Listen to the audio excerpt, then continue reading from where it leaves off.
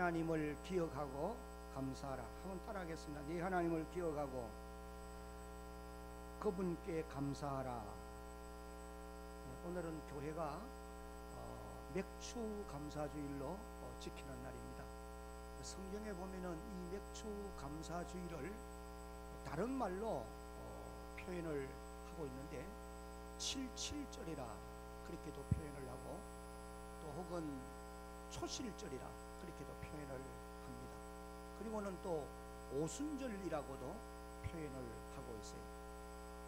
이 여러 그 표현의 내용들을 보면은 명칭들을 보면서 우리는 이 절기의 의미를 깨달을 수가 있습니다. 이 77절 혹은 오순절이라고 하는 이런 명칭이 붙게 된 것은 이스라엘 백성들이 애굽 땅에서 출애굽한 날을 기념하는 날이 6월절입니다. 이 6월절 절기를 지키고 7주간이 지난 50일째 되는 날에 이 절기를 지킨다. 그렇게 해서 77절 혹은 오순절이라 그렇게 이제 명칭을 붙이게 된 것입니다.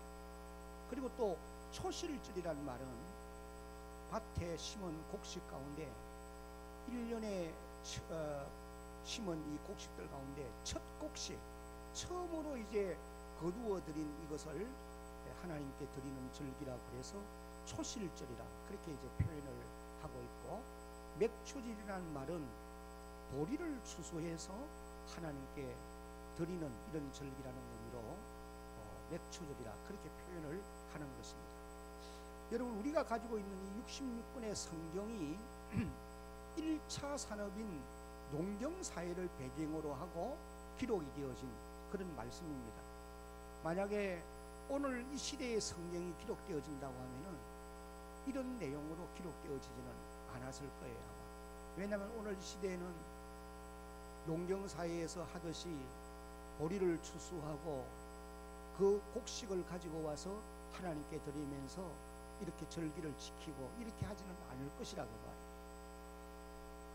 그러나 이 성경이 이제 농경사회를 배경하고 기록했기 때문에 지난 그런 시대에서는 문자 그대로 보리를 추수하고 그 추수한 것을 하나님께 가져다가 바치면서 이런 절기를 지켰던 것을 알 수가 있습니다. 우리 한국 땅에도 약 지금 120-30년 전에 복음이 들어왔다고 보는데, 그때 이제 들어왔을 그 당시 우리나라도 농경사회입니다. 그래서 그때는 시골 교회들을 보면은 이런 절기를 지킬 때는 문자 그대로 보리를 추수한 것을 가만히 채로 가지고 와서 하나님께 드리면서 이런 절기를 지켰다라고 기록한 이와 같은 말씀들을 우리가 볼 수가 있습니다. 하나님이 왜 이런 절기들을 지키라고 구약성경에서 명하시고 오늘 이 시대까지 교회가 그 명령을 쫓아서 절기를 지키게 되느냐, 절기를 지키게 되는 목적을 우리는 여러 가지로 말할 수 있지만 한 3가지 정도로 이 절기를 지키는 목적을 요약할 수가 있습니다. 그 첫 번째 목적은 한번 같이 이제 읽어봅니다. 시작. 출애굽의 은혜를 기억시키기 위함입니다.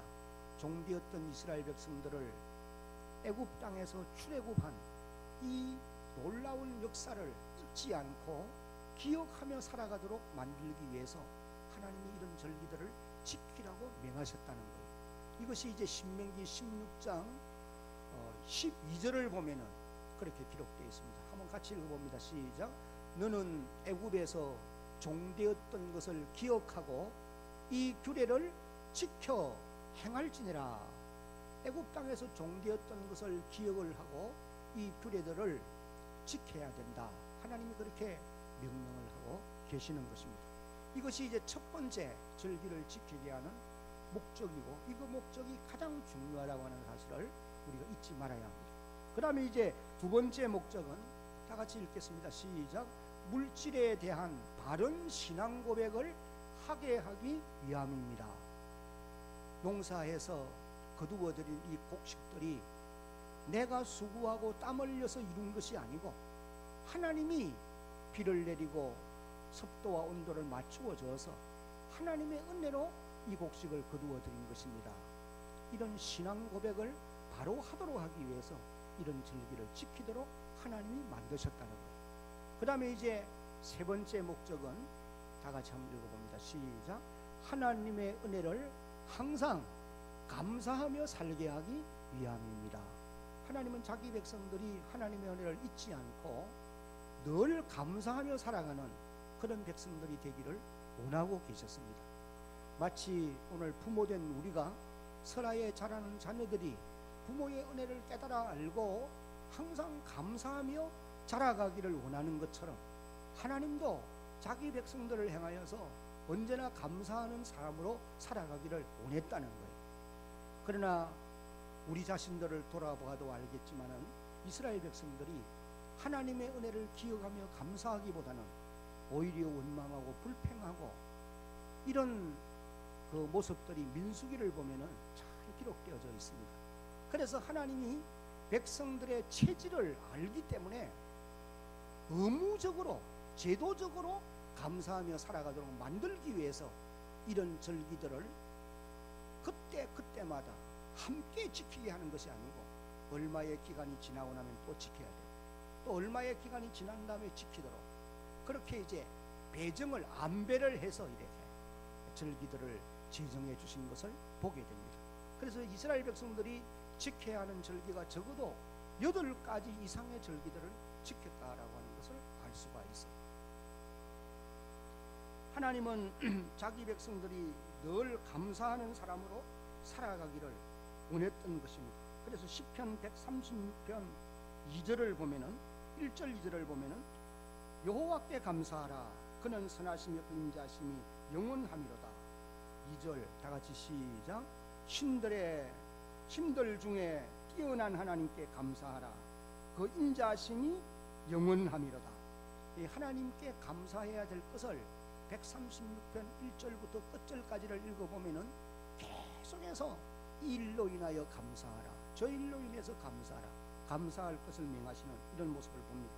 신약 성경에서도 하나님께서 매사에 감사하며 살 것을 명령하셨어요. 이것이 데살로니가 전서 5장 18절에 우리가 잘 아는 그런 말씀입니다. 시작. 범사에 감사하라 이것이 그리스도 예수 안에서 너희를 행하신 하나님의 뜻이니라. 그리스도 예수를 행하여서 그리스도 예수 안에서 우리를 행한 하나님의 간절한 뜻이 뭐냐? 우리가 모든 일에 매사에 감사하며 살아가는 그런 삶이다 라고 말씀을 하시고 계십니다. 그래서 우리 한국 교회는 구원받은 하나님의 은혜를 기억하고 또 물질에 대한 바른 신앙을 고백하며 그리고 지금까지 지키고 보호해 주신 하나님의 은혜를 감사하기 위해서 이런 절기를 맥주절과 같은 이런 절기를 추수감사절, 부활절, 성탄절 이런 절기들을 지키고 있다라고 하는 것입니다. 그래서 오늘 우리는 이런 절기를 지키면서 첫째는 구원의 은혜를 감사할 수 있어야 돼요. 수많은 사람들 가운데서 우리를 예수 믿어 천국 백성 삼으시고 지금 땅에 발을 붙이고 우리가 살아가고 있지만은 이 땅에 속한 사람이 아니라 하늘에 속한 사람으로 살아가고 있다고 하는 것을 우리가 깨달아 알고 이 땅을 떠날 때에 하나님이 예비하신 하늘에 있는 영원한 집에 들어가는 이런 귀한 복을 우리에게 주셨다는 이 일로 인해서 우리가 감사할 수 있어야 된다. 그래서 이런 절기를 지킬 때에 제일 먼저 기억해야 될 것은 구원의 은혜를 깨달아 알고 기억하며 살아야 된다. 그 다음에 이제 두 번째는 내가 하나님 앞에 올려드리는 모든 물질이 나의 수고로 인해서 내가 얻는 것이 아니고 하나님이 내게 제물로 들 능력을 주어서 내가 소유하게 된 물질에 대한 바른 신앙을 고백하며 드릴 수 있어야 되고 그리고 한 걸음 나아가서는 지금까지 내가 산 것이 하나님의 전적인 은혜로 말미암습니다.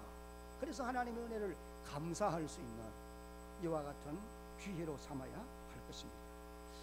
먼저 오늘 우리가 읽은 이 본문의 말씀의 배경을 잠시 살펴보면은 이스라엘 백성이 가나안 땅을 이제 점령을 하고 그 땅에 정착한 지 약 한 20년 세월이 지났을 때라고 보시면 됩니다. 요수아의 나이가 이제 110세에 가까이 와서 다 됐어요. 110세쯤 되었을 때라고 보시면 됩니다. 이때 이제 110세에 요수아가 하나님의 부름을 받아서 세상을 떠납니다. 가나안 전쟁을 해서 가나안 땅을 정복하고 정착했을 때가 약 90세라고 보시면 됩니다. 한 20년 동안 이제 세월이 지났다는 거예요. 그래서 요수아가 오늘 여기서 기록한 말씀대로 세월이 지나서 자신은 인생 항운기에 접어들었다.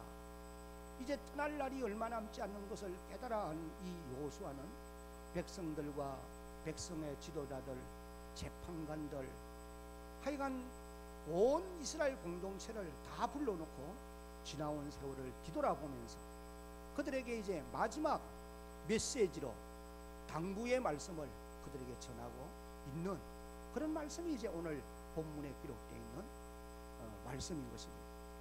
여기 특별히 우리가 오늘 이 본문 가운데서 주의해 보아야 될 말씀이 3절과 5절과 8절과 10절과 11절 이렇게 5번에 걸쳐서 여호수아가 너희의 하나님 여호와를 이라고 하는 말을 반복해서 기록을 하고 있다고 하는 것입니다. 한번 따라합시다. 너희의 하나님 여호와를, 너희의 하나님 여호와를 이라는 말을 3절, 5절, 8절, 10절, 11절에서 반복해서 그렇게 이제 말씀을 하고 있는 것을 봅니다. 성경의 반복의 기록은 강조를 의미한다. 그렇게 이제 우리가 이해를 하시면 됩니다. 예를 들면은 진실로 진실로 내가 너희에게 이르노니 이런 표현은 주님이 이 말씀을 강조하기 위해서 중요성을 알려주기 위해서 그렇게 하고 있다는 말씀이에요. 여기 너희의 하나님 여호와라는 말을 5번이나 사용하는 것을 보면은 대단히 이 중요한 이 부분을 강조하기 위함이었다라고 하는 것을 우리가 알 수가 있습니다. 여호수아가 이 말을 강조하는 이유가 있다고 하면은 하나님이 그동안 이스라엘 백성들을 어떻게 인도해 주셨고 또 어떤 방법으로 이 백성들을 보호해 주셨으며 오늘이 있기까지 하나님이 이스라엘 백성들을 어떻게 축복하셨는가 이것을 깨닫게 하셔서 그 백성들로 하여금 알게 해서 하나님의 은혜를 알고 감사하며 살아가는 이런 사람들로 만들기 위함이었다라고 하는 사실입니다. 여호수아가 하나님을 어떤 분이라고 이제 소개를 하고 있느냐, 오늘 이 본문 가운데서 우리가 이제 몇 가지 살펴보면은 첫째는 한번 같이 읽어봅니다. 시작. 지나온 과거를 인도해 주신 하나님이십니다. 지나온 과거를 인도해 주신 하나님이다. 3절을 보면은 너희의 하나님 여호와께서 너희를 위하여 이 모든 나라에 행하신 일을 너희가 다 보았거니와 너희의 하나님 여호와 그는 너희를 위하여 싸우신 이시니라. 여호수아는 이스라엘 백성의 지도자로서 가나안 정복 전쟁의 주인공입니다. 그런데 이 전쟁의 주도적인 역할을 내가 한 것이 아니고, 여호수아의 고백입니다. 내가 한 것이 아니고 하나님께서 이 전쟁으로 하여금 우리로 하여금 이기게 자신이 직접 싸워주신 분이십니다. 이 말을 이제 여기서 강조하고 있다는 것입니다. 다시 말하면 가나안 정복 전쟁이 성공적으로 끝날 수 있었던 것이 자신의 노력이 아니었고 하나님의 은혜로 이루어진 것이다. 그와 같은 고백이라는 것. 3절을 여러분 다시 한번 봅니다.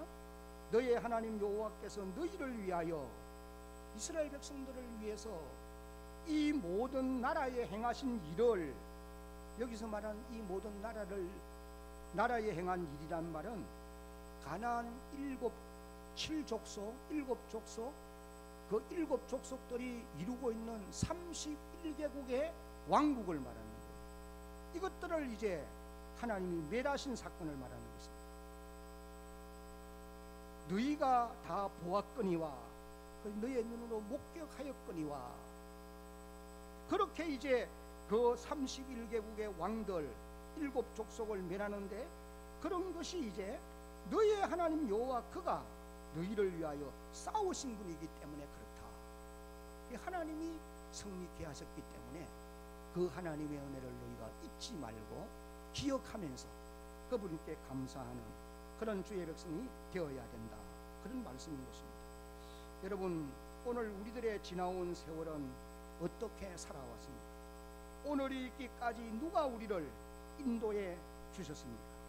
그리고 또 우리 교회가 이 성전을 건축하고 이렇게 입당해서 이곳에서 주님을 섬길 수 있게 된 것이 누구의 인도하심입니까?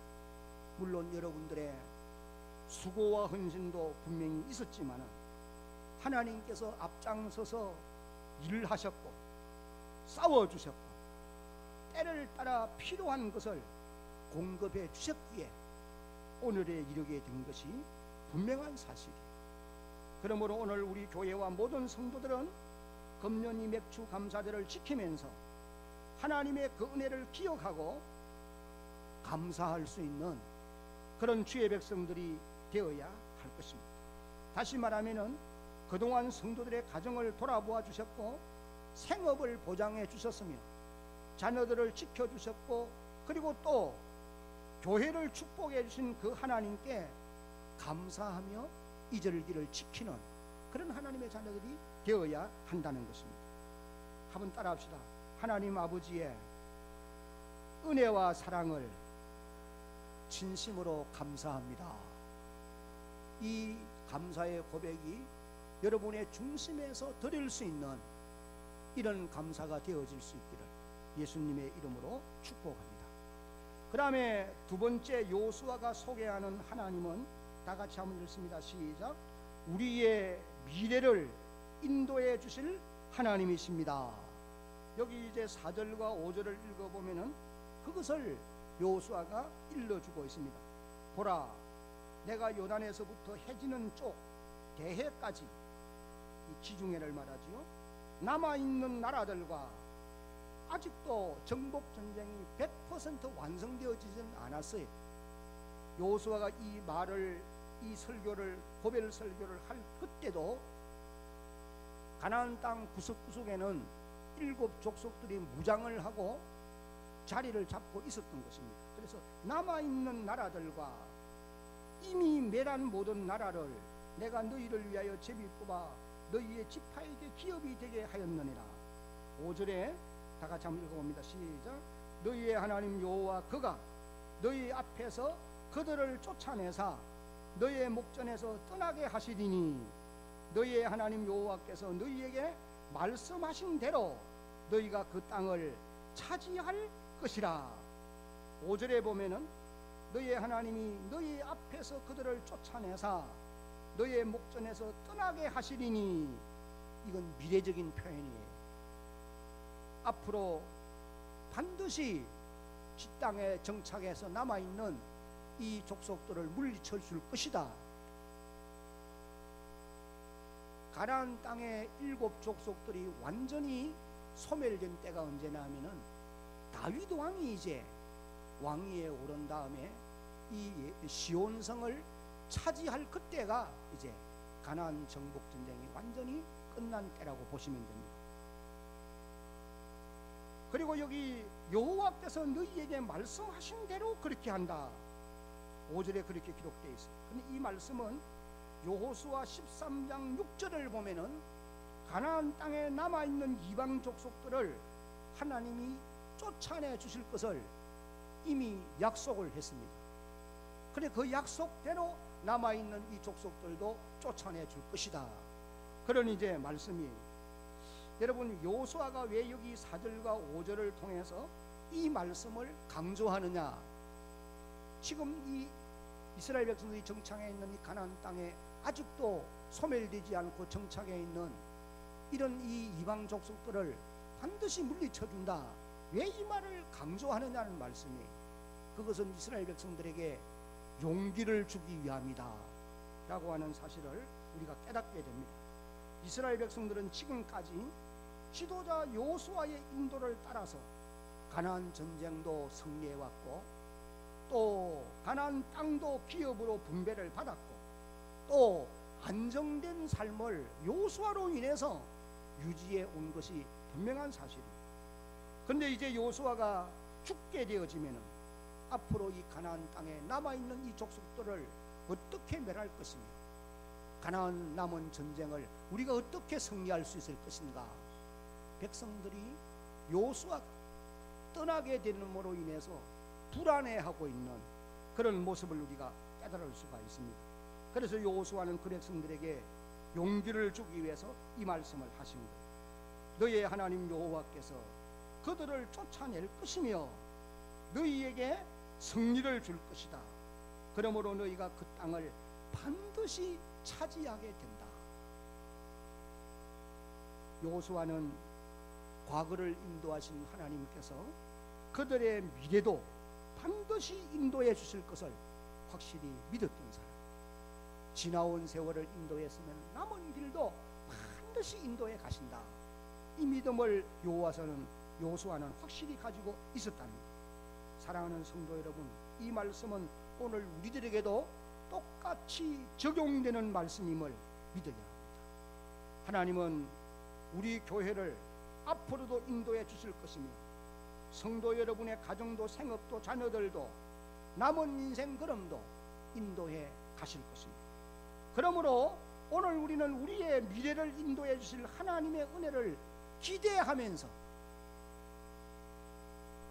그 하나님께 이런 절기를 통해서 감사할 수 있는 그런 여러분들이 되어야 하는 것입니다.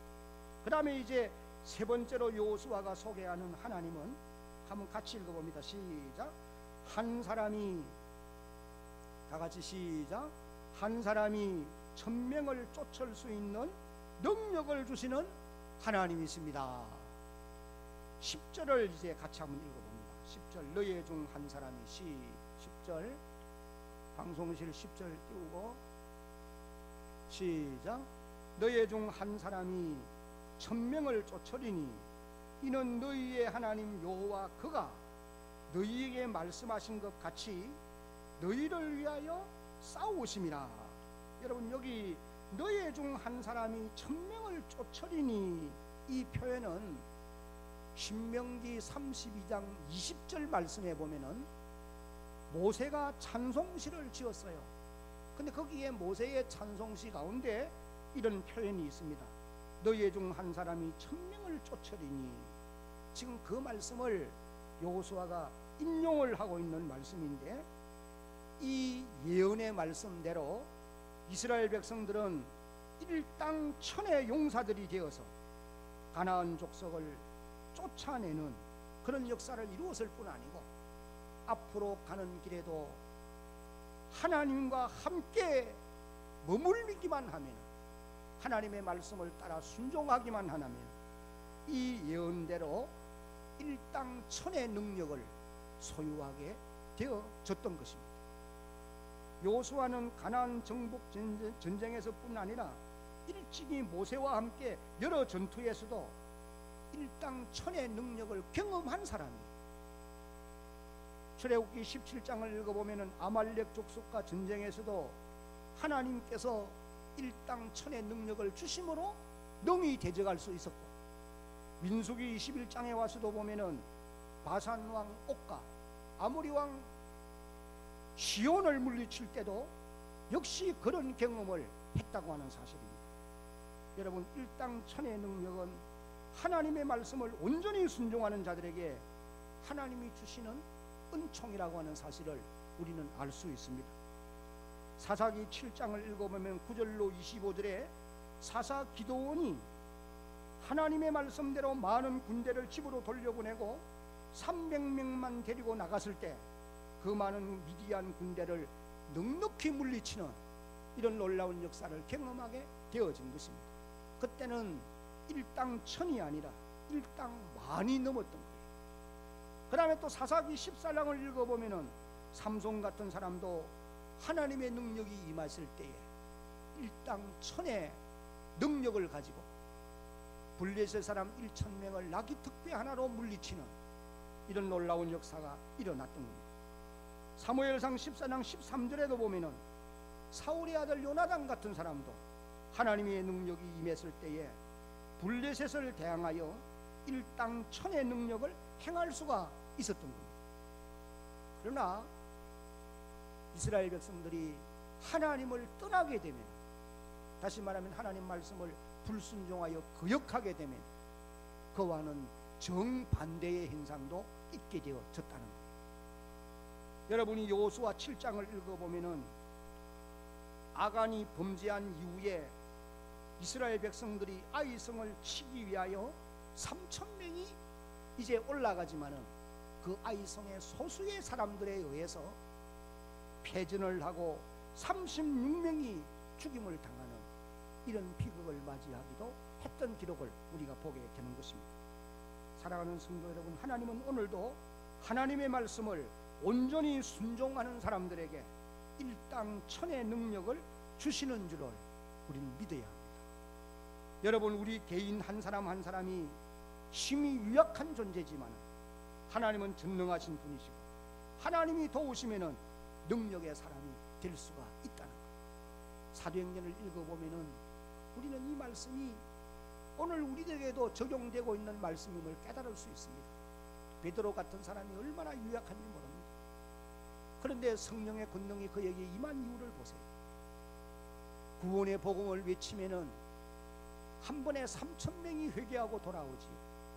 사장에 가서 보면은 장정만 5,000명이 돌아옵니다.